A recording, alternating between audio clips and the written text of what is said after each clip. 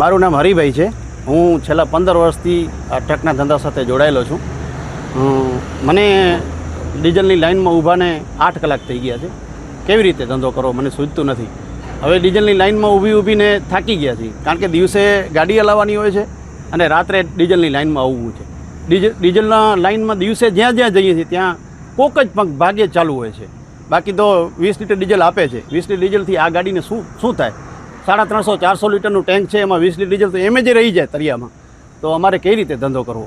માટે કાંઈ સૂચતું નથી. સરકાર આના માટે કંઈક જલ્દીથી જલ્દી પગલાં લે તો બહુ સારી વાત છે.